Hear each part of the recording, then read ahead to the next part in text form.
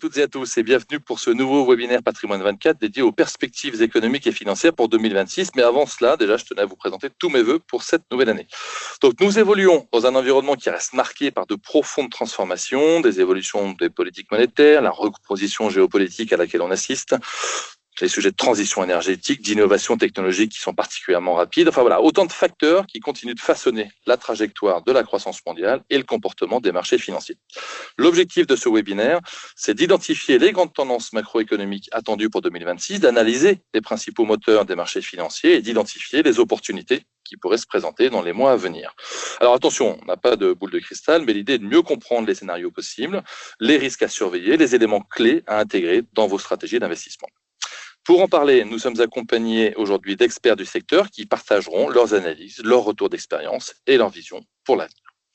Alors, dans l'ordre, pour Zenith AM, pardonnez-moi, Muriel Taillade. Muriel, vous avez pris la direction de Zenith AM en 2024. Vous avez débuté votre carrière comme gérante obligataire, puis avez passé 13 ans dans le groupe UBS, où vous avez été directrice des investissements et directrice générale de la filiale d'asset management en France.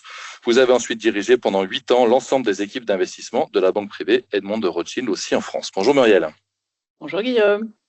Pour la maison Pictet, donc Christopher Dembick. Christopher, vous avez rejoint Pictet AM en 2023 en tant que Senior Investment Strategy Advisor au sein des équipes France Benelux. Avant de rejoindre Pictet, Christopher, vous avez été économiste puis responsable de la recherche macroéconomique chez Saxo auparavant à la direction générale du Trésor comme analyste dans le secteur des énergies vertes, puis comme analyste macro échange chez Wingate Ventures. Christopher, bonjour. Bonjour. Et enfin, Raphaël Twin chez Tikeo. Raphaël, vous êtes directeur des stratégies des marchés de capitaux chez Tikeo Capital. Pardon. Vous avez rejoint Tikeo Capital en 2020. Vous étiez précédemment responsable de la gestion des titres à revenus fixes chez Tobam à Paris, que vous aviez intégré en 2014. Et vous avez commencé votre carrière en 2005 en tant que gestionnaire de portefeuille pour Topaz Fund à New York, avant de rejoindre en 2008 l'activité marché de capitaux de Société Générale, également à New York. Raphaël, bonjour. Bonjour à tous. Voilà, bonjour à tous les trois. Merci de nous accompagner pour cette petite demi-heure autour de ces fameuses perspectives 2026. Alors, on va commencer de manière un peu générale, hein, Christopher. La géopolitique, on le voit, hein, il y a un peu, ça bouge un peu, tout n'est pas tout calme. Est-ce que ça a un réel impact sur les marchés ? Effectivement, on en parle énormément et la géopolitique est intervenue assez tôt cette année, bien évidemment, sur le calendrier, avec bien évidemment le Venezuela, potentiellement un sujet sur le Groenland qui arriverait. Si on regarde quand même que ce soit la situation du Venezuela ou même d'autres événements qui ont eu lieu en 2025, je penserais notamment à la situation au Moyen-Orient et particulièrement à l'Iran, et l'impact a toujours été relativement minime. On vous présente, et vous avez souvent ça, des analyses qui vous présentent des scénarios un peu catastrophes. Vous en souvenez, il y a 7-8 mois de cela, il y avait le scénario catastrophe du blocus du détroit d'Ormuz. Là, le Venezuela, on a vu quand même que l'impact a été infime. Hein. C'était, même sur le pétrole, ça peut réagir, et à juste titre d'ailleurs, bien évidemment. L'autre point, c'est que vous avez eu, en règle générale, pour moi, ce qu'on doit bien prendre en considération, c'est que le risque géopolitique, à part l'Ukraine, ce type d'événements qui peuvent avoir un impact massif sur les marchés, mais aujourd'hui, il est impossible dans tous les cas de l'anticiper. Mais des événements qui sont plus localisés ont un impact simplement sur certaines classes de marché, certains actifs. Typiquement, la question iranienne en 2025, c'était assez légitimement sur le pétrole. Il n'y a pas eu de contagion massive à d'autres classes d'actifs, même aux actions. La situation au Venezuela, vous avez eu quoi ? Vous avez eu le marché boursier vénézuélien qui a lourdement augmenté. Bon, ça reste quand même un épiphénomène, et vous avez eu quasiment pas d'impact sur les devises, même les valeurs refuges, le marché des actions. Ça a un peu augmenté sur les valeurs de la défense américaine avant de rapidement chuter pour d'autres raisons. Donc, je pense qu'il faut relativiser quand même le risque géopolitique, et quand il y a un risque géopolitique qui a une vraie influence assez large, quasiment systémique, la réalité c'est qu'on peut jamais l'anticiper. Si on se remet en perspective, personne n'avait anticipé l'invasion de l'Ukraine et surtout les conséquences. Donc la réalité pour moi c'est intellectuellement très intéressant à évoquer, mais fondamentalement l'impact sur le marché pour l'épargnant, pour les investisseurs est relativement minime. Au pire des cas, si ça baisse comme pendant la guerre en Ukraine, ça peut être des opportunités d'acheter des actions à la décote. Bon, bah, c'est plutôt rassurant ça. Néanmoins, Raphaël, on voit que 2025 a été une année plutôt positive sur les marchés de manière générale. Est-ce que ça veut dire qu'il existe encore un potentiel de hausse pour 2026 selon vous? Ça, c'est la très bonne question du début d'année. Effectivement, on a été gâtés en tant qu'investisseurs. Ça fait maintenant 3 ans que les marchés ont des performances remarquables à 2 chiffres pour la plupart. L'année dernière n'a pas fait exception avec les grands indices boursiers mondiaux qui étaient souvent proches de 20% de performance. Et effectivement, on est en train de se poser la question, est-ce que le marché est en train d'exagérer dans sa tendance? Est-ce qu'on est dans une fin de cycle de marché? Est-ce le moment de retirer un petit peu du risque, retirer des billes? Ça va être la question pour 2026.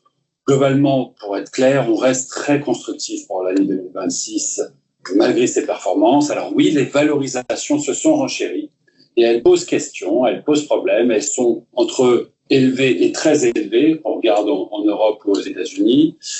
Mais malgré cela, lorsqu'on dézoome un petit peu, qu'on se désensibilise aussi un petit peu du bruit, de l'anxiété quotidienne, Christopher parlait de géopolitique, évidemment ça en fait partie, on se rend compte que les conditions d'investissement aujourd'hui sont plutôt bonnes, voire très favorables pour l'investisseur, très favorables pour la performance. Alors quelles sont-elles ces conditions d'investissement? On va parler de la croissance, qui n'est certes pas spectaculaire, mais qui est résiliente, qui sera a priori au rendez-vous cette année encore, et probablement en réaccélération. Donc une croissance en réaccélération en Europe, voire même aux États-Unis, ça peut être effectivement un facteur de performance. Un corollaire de ce facteur croissance, c'est le facteur bénéfice. Et là aussi, on s'attend à un bon millésime en 2026. Aux États-Unis, en Europe, une croissance des bénéfices par action probablement à 2 chiffres. Ça, c'est rafraîchissant. On se souviendra qu'en Europe, on était peu ou prou à 0% de croissance en 2025 sur les bénéfices. Là, une croissance à 2 chiffres en Europe, ça va potentiellement faire la différence en termes de performance boursière. Et puis, un environnement monétaire qui reste globalement favorable. On va parler de baisse de taux probablement à venir aux États-Unis. Une croissance qui réaccélère, un marché au plus haut, et des baisses de taux de la part de la Banque centrale, c'est quand même pas anodin, c'est pas totalement habituel, dirons-nous. Et puis en Europe, et puis on va dire même plus globalement à travers l'ensemble des grandes banques centrales mondiales, un retour vers une position de neutralité des politiques monétaires qui ne devrait pas handicaper la croissance. Donc ça ne veut pas dire qu'il n'y a pas de facteur de risque. On a parlé géopolitique, on parlera IA, on parlera taux d'intérêt et l'impact des déficits. Bref, il y a encore beaucoup de raisons de se réveiller la nuit en transpirant. Mais globalement, être investi, toutes choses égales par ailleurs aujourd'hui, maintenir ces allocations à un moment où, encore une fois, il y a beaucoup de vents positifs qui soufflent dans les voiles, c'est probablement une bonne idée. Alors, parmi les classes d'actifs qui ont particulièrement bien marché en 2025, enfin, on a vu cette reprise des SMID, de small cap, enfin des SMID de manière générale. Muriel, est-ce qu'il est trop tard ou est-ce qu'il a encore temps de prendre le train en route? Je disais que je partage complètement le point de vue de mes 2 camarades et notamment ce qui vient d'être dit par Raphaël. Je pense que nous avons en ce début d'année un environnement qui est constructif pour les actifs risqués, donc surtout de garder de l'equity. En revanche, ce que vous pouvez vous dire en ce début d'année, c'est qu'effectivement, il y a certaines poches en fait de valorisation peut-être un petit peu plus importantes et qu'il est peut-être encore plus pertinent qu'il y a quelques années de diversifier son portefeuille et d'avoir finalement un portefeuille d'equity qui va aller chercher des poches en fait de valorisation un peu plus sympathiques. Et les small et mid cap, malgré le rebond de l'année dernière, sont encore une opportunité à mon avis à saisir et même une excellente opportunité. Donc qu'est-ce qui a fait que l'année dernière on a eu un regain d'intérêt et une jolie appréciation sur les mid cap européennes? Alors, américaine, c'est pas tout à fait le même sujet. On a moins cette valorisation et cette opportunité de mon point de vue. Mais en Europe, très clairement, l'année dernière, eh bien, la baisse des taux a été un élément très important, en fait, qui a été un déclencheur, en fait, pour qu'on puisse se réintéresser à ces small et mid cap européennes. On a eu également un facteur intéressant où on s'est dit, ben, tiens, voilà un univers où on a un peu plus de valeurs domestiques que dans les très grands dossiers, les très grandes valeurs. Donc, qui dit valeur domestique disait potentiellement entreprise entreprises un peu moins impactées par tout le rififi commercial auquel nous assistions post-élection de Trump.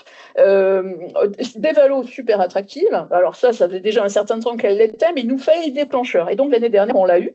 Et ce que nous espérons, c'est que très clairement, ces éléments soient toujours valables pour l'année qui vient. Donc les niveaux de taux resteront a priori plutôt agréables. On a une reprise du crédit en Europe. Qu'est-ce que je pourrais indiquer d'autre? En fait, j'ai une foule d'arguments pour les SMID. On a également une reprise du M&A. On s'aperçoit finalement que la sphère du private equity a beaucoup de dry powder et se demande aujourd'hui quoi en faire, dans certains cas. Donc finalement, les entreprises cotées deviennent des cibles. Les entreprises, le corporate lui-même a beaucoup de cash. Ce cash, il y a pas mal de situations et d'entreprises qui ont besoin de faire de la croissance externe. Il faut de croissance organique. Et donc, elle aussi, elle s'intéresse à ces small et mid cap. Enfin bref, donc je pense que le sujet est toujours d'actualité et j'espère une très jolie année encore. Très bien. Alors, même question, Christopher, on a beaucoup parlé valeurs techno, IA aux US. Est-ce que les actions technologiques américaines sont-elles encore intéressantes ou sont-elles déjà trop chères? Non, elles sont toujours intéressantes. Nous, ce qu'on aime bien, c'est notamment toutes les entreprises américaines, alors certes dans la technologie, mais qui ne sont pas uniquement dépendantes en termes de modèle d'affaires de l'intelligence artificielle. Donc ça veut dire peut-être être moins présent sur une entreprise comme Nvidia, sur les semi-conducteurs, mais on peut s'intéresser par exemple à plus des plateformes de type Amazon. Alors certes, Amazon n'a pas eu la meilleure performance boursière l'an dernier, si on regarde au niveau des techs, mais on peut tout à fait avoir un rattrapage. Le modèle d'affaires qui est autour de 3 domaines d'activité est parfaitement sain, il est plutôt en phase de croissance, avec des taux de croissance annualisés, alors ça dépendra du domaine, mais on est entre 5 et 10%, donc ce qui est plutôt constant sur les dernières années, avec beaucoup de cash, avec une capacité aussi à intégrer tout ce qui va être les prochaines étapes de l'IA, à minima la robotique, qui est un vrai sujet pour Amazon. Donc, pour moi, très clairement, il y a toujours des opportunités. Considérer qu'il y aura systématiquement sur cette thématique tech et IA une sorte de ruissellement à d'autres secteurs d'activité. Alors certes, on peut le voir, mais moi, je jouerais beaucoup plus en fait ce qui est essentiel aujourd'hui au super cycle d'innovation. Ça peut être aussi bien sur la transition, ça peut être bien évidemment sur les plateformes qui me paraissent intéressantes. On commence aussi à avoir des applications dans les biotechnologies. Donc c'est plutôt de voir une brique ajoutée à un modèle d'affaires qui, dans tous les cas, fonctionne bien et rentable. Vous l'avez vu, j'aime bien Amazon, je pense que c'est le bon exemple en la matière. D'accord. Autre thématique qui a pas mal rebondi l'année dernière, il s'agit des marchés émergents. Muriel, même question que pour les Smith finalement, est-ce qu'il est encore temps de prendre le train? Eh bien, Guillaume, même réponse, j'ai envie de vous dire. Là aussi, c'est une histoire intéressante puisqu'on était sur des niveaux de valo qui étaient super sexy depuis déjà longtemps et puis ça a patiné. On n'avait pas forcément l'audace de retourner sur les émergents. Et puis l'année dernière, on a eu ce regain d'intérêt très fort. Alors là aussi, il y a eu un déclencheur. Et le déclencheur, je l'attribuerais à la faiblesse du dollar, qui a permis en fait de redécouvrir cette classe d'actifs. Donc je pense j'attends alors peut-être pas une nouvelle baisse du dollar très importante. En revanche, un dollar qui reste sur les niveaux sur lesquels il est, ça ne m'étonnerait pas du tout. En fait, j'ai en tout cas beaucoup de mal à imaginer qu'il puisse se réapprécier. Et donc cet argument, il est toujours valable pour 2026. Alors si on ajoute à ça le fait que beaucoup de pays émergents ont adopté des réformes structurelles très importantes, je pense notamment à la Corée en fait, qui a beaucoup œuvré pour essayer d'améliorer la gouvernance des entreprises, pour essayer finalement de défaire. Vous savez que c'était un marché sur lequel vous avez des participations croisées dans tous les sens. Enfin bon, les choses sont en train en fait de s'assainir. Le terme est sans doute un peu fort, mais en tout cas en fait il y a un vrai progrès qui ont été faits en matière de gouvernance. C'est vrai également pour la Chine. Oui, c'est vrai. Donc en fait, si j'ajoute en fait tous ces éléments, si j'ajoute le fait aussi qu'il y a une sous-exposition très importante en fait sur les actions émergentes. Et c'est d'ailleurs, je m'amusais à lire, je ne sais pas si vous connaissez ce sondage qui est fait par Bank of America à échéance régulière et qui interroge quantité en fait d'investisseurs institutionnels. Et la dernière réponse qui a été faite sur les émergents, c'était que 78% des personnes sondées, et je crois qu'il y a quelques centaines en fait d'investisseurs, eh bien ils se disaient à 78% sous-investis sur les marchés émergents.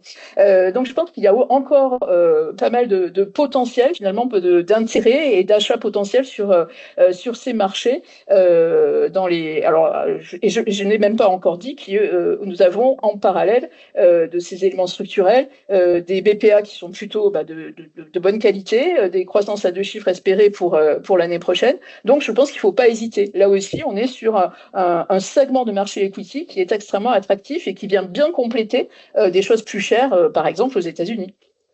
On n'a pas encore trouvé de thématique sur laquelle pas aller. Alors, Raphaël, une allocation equity chez Tikehau, c'est quoi pour 2026? Alors, une allocation equity, effectivement. Donc, on l'a dit, on est constructif, on reste investi sur le marché action, on fera attention aux valorisations, mais c'est vrai que les valorisations, c'est finalement un pot pourri de différents secteurs plus ou moins bien valorisés. On parle beaucoup de dispersion en ce moment, donc il y a des choses à faire. On a rééquilibré beaucoup les portefeuilles vers plus d'Europe, là où historiquement on était plutôt overweight, surpondéré sur les actions américaines. On est maintenant équipondéré Europe-US, avec cette impression qu'effectivement pour 2026, on pourrait avoir une continuité de la surperformance de l'Europe. Ça a été un facteur de marché ces derniers temps, et il pourrait continuer. On a des raisons fondamentales de le croire. On l'a dit, une croissance qui réaccélère, des attentes de bénéfices, de croissance de bénéfices qui sont aussi très encourageantes pour les entreprises européennes. Donc ça, c'est une première chose qu'on va regarder avec satisfaction. Des niveaux d'inflation aussi qui sont faibles maintenant. C'est pas qu'ils sont moindres ou déclinants, c'est qu'ils sont devenus faibles. Ils sont sous les niveaux des objectifs de la Banque centrale. Tout ça permet d'avoir un environnement qui est globalement propice pour l'investisseur. On va se souvenir aussi que le mix de politique budgétaire et monétaire est globalement favorable. On l'a dit, en monétaire, une politique neutre grâce à ces niveaux d'inflation faibles, mais aussi en termes de stimulus fiscal, malgré nos déficits, on va voir les effets du plan allemand, on va voir les effets de cette espèce de renforcement de la souveraineté en Europe et de réinvestissement dans certaines industries. Donc ça, c'est favorable globalement. Et puis les valorisations. Alors les valorisations, elles ont augmenté ces derniers temps en Europe, mais elles restent très décotées comparées aux États-Unis. Cette décote, elle est globalement la plus large historique entre l'Europe et les États-Unis. Bref, là, il y a finalement tout un ensemble de facteurs qui donnent envie de rester exposé sur l'Europe, de parier sur cette continuité de la performance. Et donc au sein de l'Europe, on va regarder les secteurs de souveraineté, de défense, tous ces secteurs qui devraient bénéficier de ces plans de déploiement de capitaux très souvent publics et qui donnent envie aujourd'hui pour l'investisseur. On reste aussi rapidement sur les US. Évidemment, c'est un terreau de croissance, d'innovation, de performance. On l'a dit, on a rééquilibré, mais on reste investi. Évidemment, on ne fera pas l'économie, en particulier de l'investissement sur l'IA, globalement, sur la tech. Christopher en a très bien parlé. Alors la tech, elle risque d'être beaucoup moins consensuelle cette année 2026. Il y aura plus de dispersion, des gagnants et des perdants. La marée montante ne va peut-être pas soulever tous les bateaux. Il va falloir être sélectif. Globalement, on trouve qu'investir dans certaines des 7 magnifiques en ce moment, c'est plutôt attractif. Ça permet de s'exposer à l'IA, à la croissance du cloud, à la croissance de la publicité en ligne.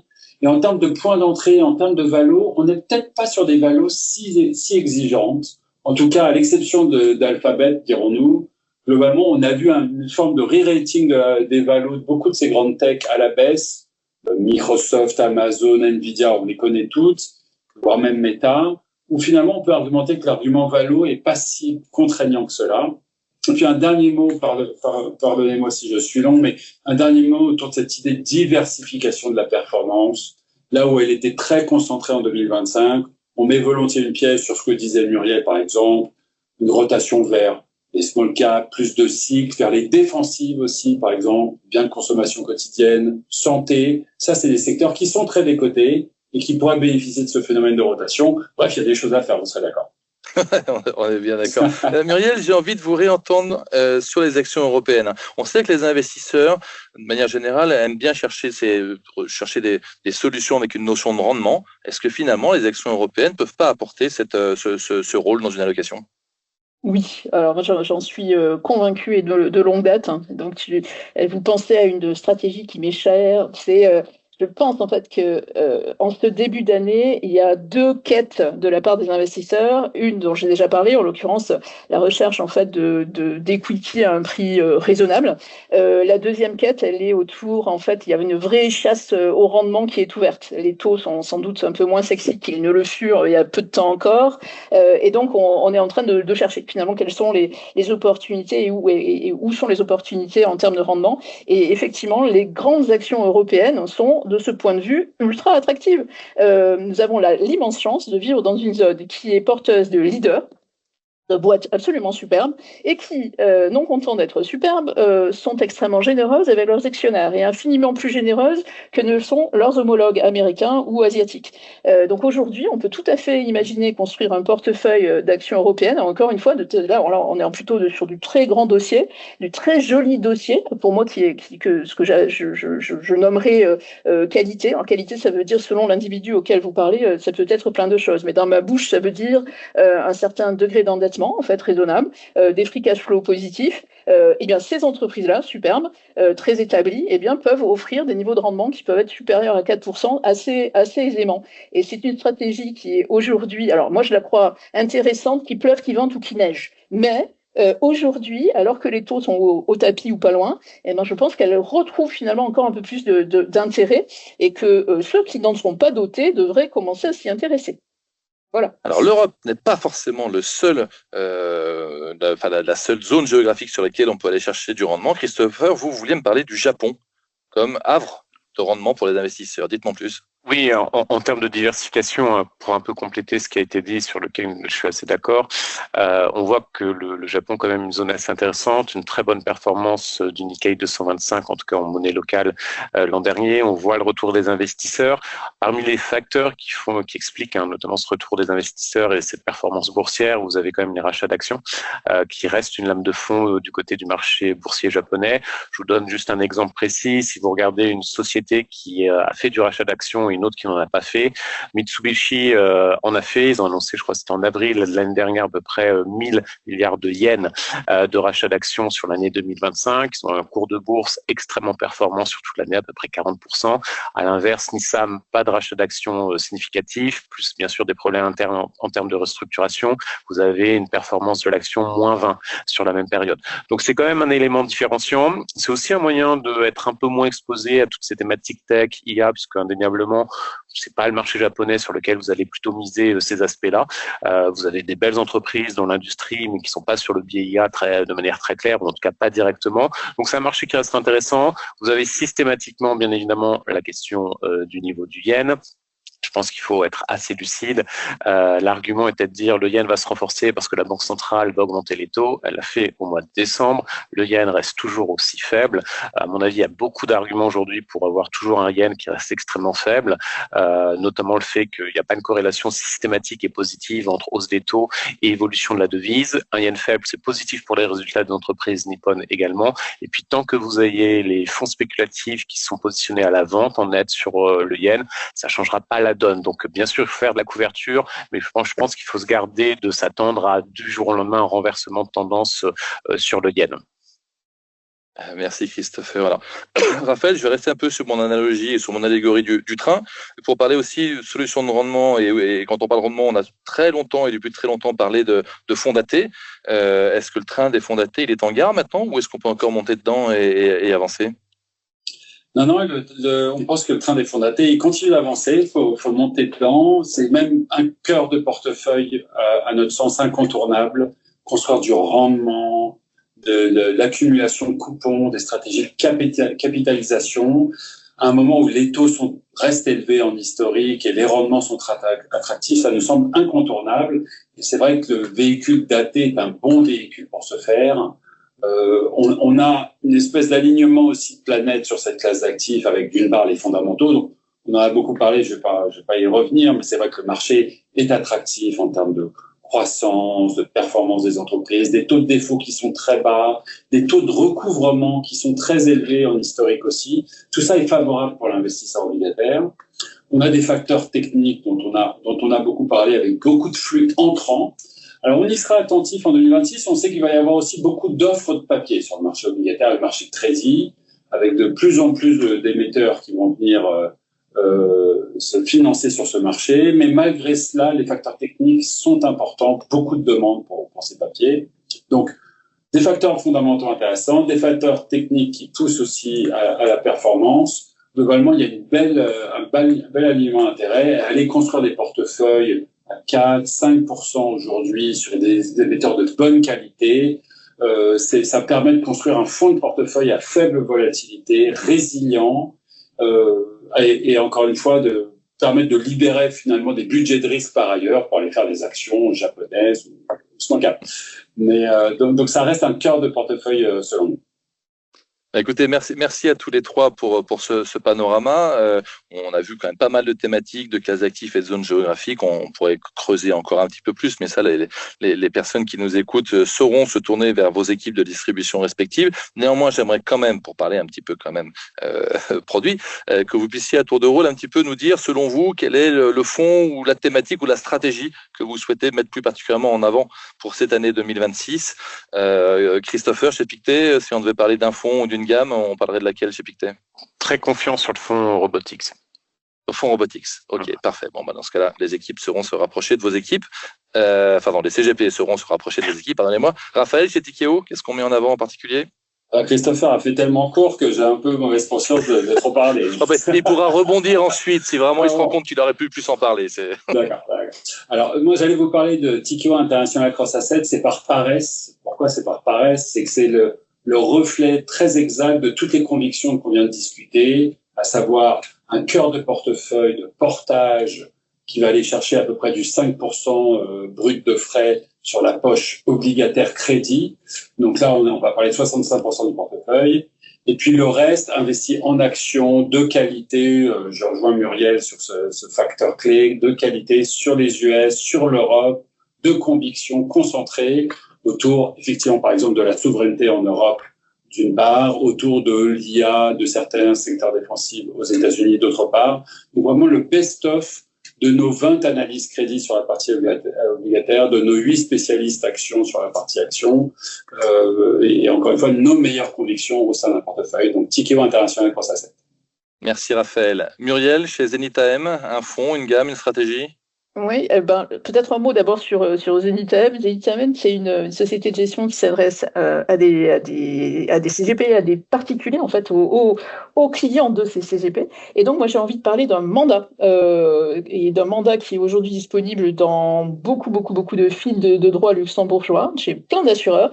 Et c'est un mandat qui, ça ne vous surprendra pas, est investi en actions aux dividendes réguliers. Donc, il s'appelle Action Europe Dividende, et il est composé de 25 titres qui correspondent à la définition que j'évoquais tout à l'heure. Voilà. Merci Muriel. Christopher, non. Pictet Robotique, rien de plus à rajouter? Non, je pense que c'est assez intuitif, robotique, c'est vrai. Je crois qu'on comprend assez bien la thématique. Ouais. Absolument. Écoutez, merci beaucoup à tous les trois. On sera ravis de réécouter ce podcast en fin d'année pour vérifier si tout ça c'est bien passé comme prévu. Non, je vous charrie. Évidemment, je l'ai dit en préambule, on n'a pas de boule de cristal, mais néanmoins, on peut avoir des convictions et ces convictions peuvent être raisonnées à travers un travail d'analyse. Donc, merci à vous trois de s'être prêtés à ce jeu-là.